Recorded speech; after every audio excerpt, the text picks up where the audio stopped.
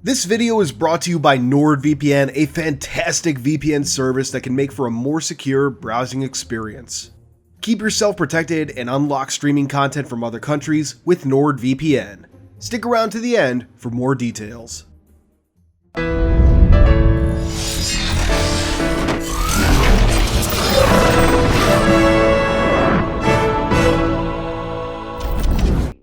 Welcome back, Canonites. You know, one of my favorite aspects of any piece of media is seeing how it came to be, the challenges overcome, the sacrifices made, the laughs and struggles shared along the way. I cannot tell you how many times I've rewatched the behind the scenes of the Lord of the Rings movies. I've probably watched Red vs. Blue more times with commentary than without, and I love, now and then, just pulling up the old Vidocs and BTS videos for the Halo games. The development of Halo 2 is probably one of the most well-documented of the Halo games these days. The trials and tribulations that Bungie went through to make this classic almost as well known as the game itself. But still, to this day, secrets about how Halo 2 was meant to end have remained elusive. In 2016, an IGN interview with Marty O'Donnell revealed some details, stuff I think a lot of fans probably figured out. In short, the Master Chief and Arbiter would return to Earth, fight through the Ark, the installation located on Earth at this time, and stop Truth and the Covenant. Basically the main story beats of Halo 3. And for a while, that was it. But, as you may recall from the monthly recap, Bungie's former storyboard artist and cinematic lead, Lee R. Wilson, pictured here, posted his Halo 2 cinematic storyboards on ArtStation, visualizing and revealing a ton of lost moments from Halo 2, both ones that made it into the final game, and ones that didn't. It's a treasure trove of behind-the-scenes information, a look at what could have been. There's familiar stuff like the original transition from Cairo Station to the cut level of Covenant ship, during which the Chief would have boarded the Day of Jubilation to destroy it rather than just breaking into it with a reappropriated Covenant bomb. And on a side note, the way that level originally would have ended had Chief diving from the ship and falling into a pelican, not unlike something from Red vs. Blue. There's even a moment on the Pelican 2 where Johnson helps the Chief up, an idea we saw brought back in Halo 3. Back on topic though, you have familiar moments, but also tons of previously unseen ideas and concepts, including the intended ending for Halo 2, a proper ending that could have potentially brought the Halo franchise to an end. Today, I thought it would be fun to look at what might have been, and maybe even speculate on how the franchise might have played out beyond Halo 2 had its intended ending remained. Now, as we dive in, it's important to note that the stuff we see was never really finalized and always in fluctuation. Plus, I'm making a ton of guesses as to the exact order of events. Educated guesses, but guesses nonetheless. But with that, let's dive in. We'll start with the Chief arriving on Earth. From the storyboards, it looks like there may have been some moments where the Chief actually fought on the Dreadnought, not unlike Halo Uprising, the comic that bridged Halo 2 and 3. However, we'll start with the Chief's departure. Like Halo 3, he rips off a section of the Forerunner ship, using that to make his descent to Earth as the Forerunner ship continues towards the Ark. Meeting up with UNSC forces on the ground, they make for the Ark. Eventually, they find themselves confronted by an army of brutes. Luckily, the brutes are taken out by Covenant cruisers overhead. These aren't yet allies, however, as they soon fire on the Chief and the UNSC. It seems the Chief's luck holds out though, as pillars rise out of the ground around the Ark, projecting a protective barrier. A trio of Phantoms manages to slip under the shields just before they seal off the Ark entirely. One contains Miranda and Johnson, another keeps flying and contains the Arbiter, still called the Dervish at this point. It seems like the split Chief Arbiter levels would have continued even onto Earth, with a Chief level aboard the Forerunner key ship, another one as the player approaches the Ark, then switching to the Arbiter perspective once the player enters the Ark itself. After fighting their way to the control room, we get a familiar scene, the Arbiter and Chief confronting the Prophet of Truth, though absent the Flood, unlike Halo 3's version. And also unlike Halo 3, the Chief is accompanied by 343 Guilty Spark. I wonder if there may have been a level within the Ark featuring the Chief and Spark, a callback to the library in some ways. Anyway, the Arbiter throws his helmet at Truth's feet, fully rejecting the Covenant and their teachings, and then it seems we would have had a final boss battle with Truth. Given that both the Chief and Arbiter would have been present, I wonder if Bungie might have switched up how co-op played out here. Like, would one player control the Chief and the other player control the Arbiter in this moment? I don't know, but that would have been pretty cool. After the boss battle in cutscene, the Arbiter would finish off Truth by snapping his neck as the Chief deactivated the Halo array. The pillars outside would then send out beams of energy into the sky and eventually slip space, deactivating each ring, not unlike the canon ending of Halo 2, just on a larger scale. And then the Ark would collapse for some reason. I guess the Halo 2 Forerunners didn't build things quite as sturdy as they would in later incarnations. Inside, though, 343 Guilty Spark hurries into a side hall, the Arbiter in pursuit, while the Chief deals with Honor Guard brutes and escapes the Ark during what seems to be the final gameplay section.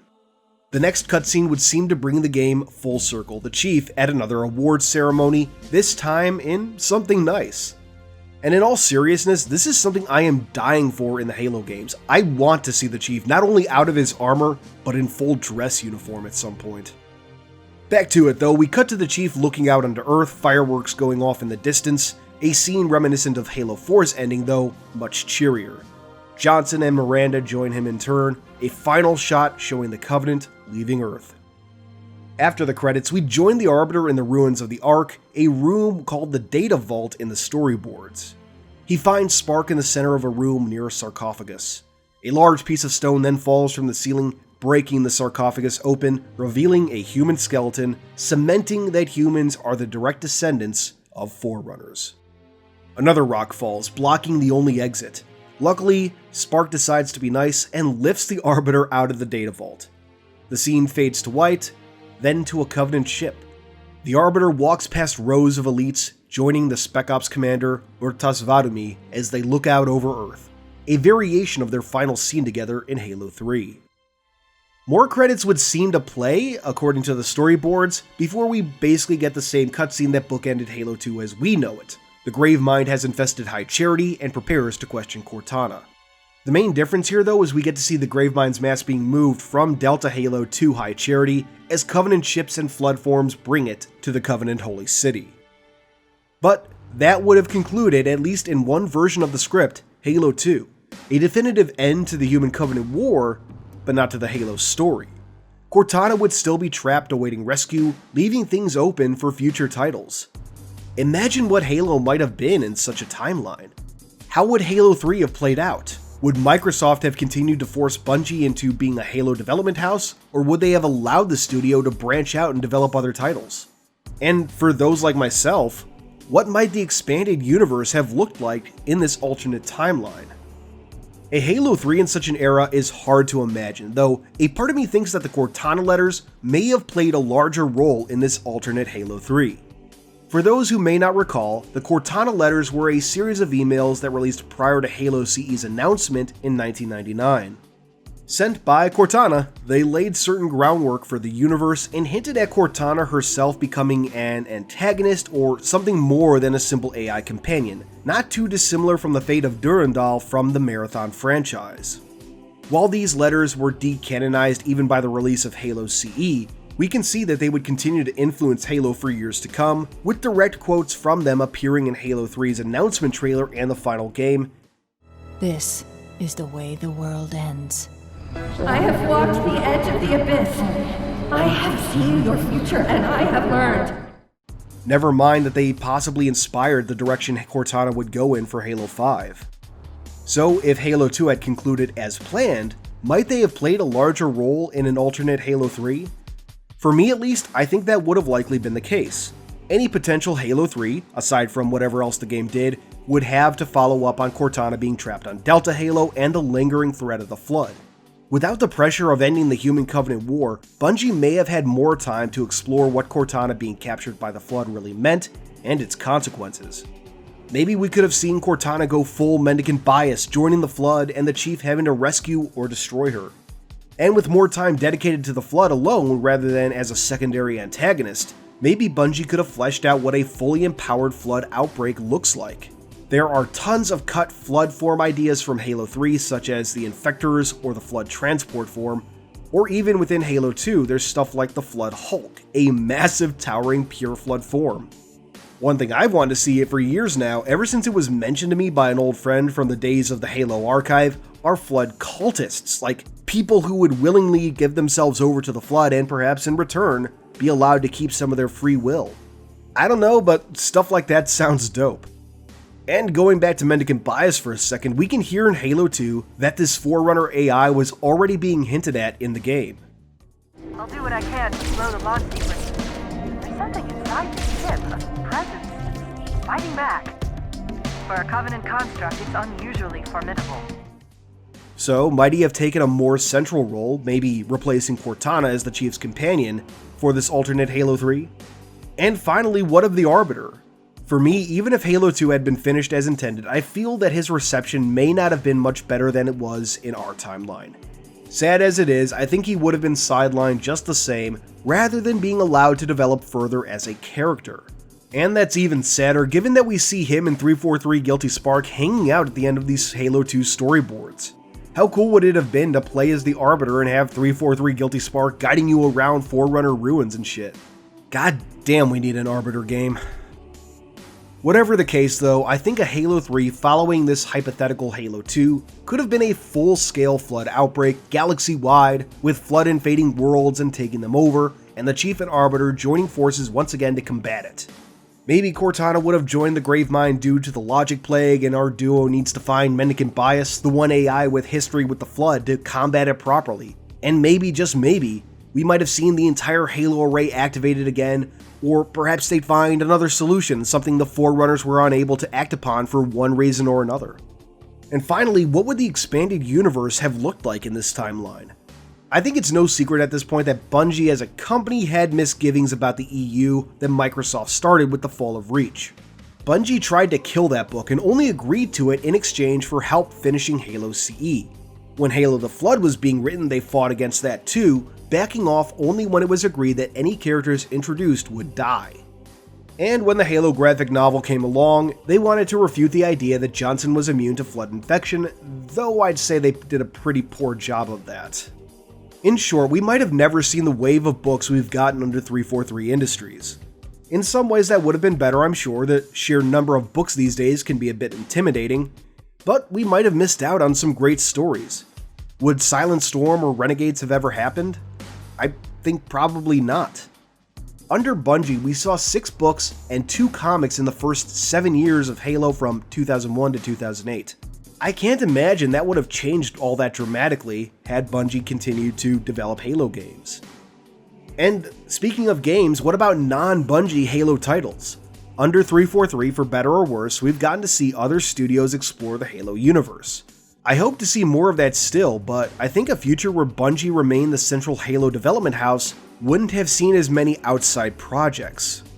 Then again, if Microsoft allowed Bungie a little more freedom to develop games other than Halo, who knows how that may have affected their relationship with letting other studios mess around in the Halo universe.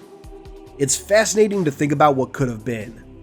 Ultimately, I'm happier with what we did get, and I think it has more potential for growth, but Bungie's vision certainly wouldn't have been without fertile ground. And so, as we wrap up, I leave these questions to you. What do you think of Bungie's original vision for Halo 2? Would you have preferred to see it played out as opposed to what we got? And what do you think Halo 3 would have looked like after a finished Halo 2? Let me know in the comments below. And before we go, I'd like to thank today's sponsor, NordVPN. In today's world, one can never be too careful on the internet, and with NordVPN, security is what you'll get.